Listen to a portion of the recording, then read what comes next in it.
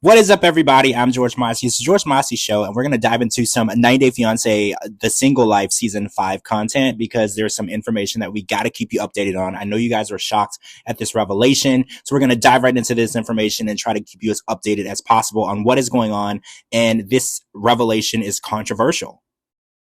Guys, so Kimberly, who is known for her relationship with Usman Soulja Boy on 90 Day Fiance, has made a revelation that at the age of 21, during the start of her military career, she got pregnant and put up a son for adoption whose name is Larry. Now, we're going to get into more information later about the daughter, but we're finding out now that this information has been a secret for a really long time, and she decided to change the narrative on 90 Day Fiance, The Single Life, and give people a more serious storyline, because you have to remember the single life has usually been about debauchery, drinking, and sex. So Kim has really changed the game on this and given us something more to think about, and the viewers really don't know what to do with this information.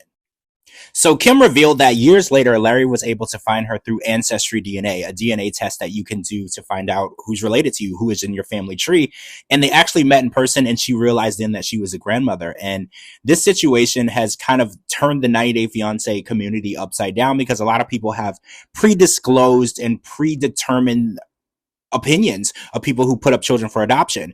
And what's interesting to me is a lot of people are giving her a lot of grief for the adoption, when I think it's a little insane, because the other option or alternative would be abortion. And I think more people should be against abortion than adoption. I think adoption can be considered a gift. It's something that you do for someone, especially someone who's unable to have children, and it's a gift. It's a blessing. But we've gotten a lot of mixed reviews from this revelation that Kim has put out there for us. But I think what's really interesting is she's just being her authentic self. She's being true. She's telling her truth. She's putting her truth out there. And she hasn't really acknowledged any of that. She's just kind of put out the post. She put out that she's happy with her decision, and she is happy that she was able to find her son, because these were closed adoptions. And she's just, overall, she feels lighter. You know, holding a secret for 30 years can really take a toll on you. And I think anyone who's ever held a secret will know, once you release that secret to the world and it's no longer being held over your head, it's no longer being a threat to you, you can then really live and be your true authentic self. So later in the season, we're going to find out that Kim not only put up Larry for adoption, who was her first son 30 years ago, but there's actually a daughter as well who she has not met yet. And, you know, since these are closed adoptions, she may never meet, unless the daughter looks for Kim as Larry did.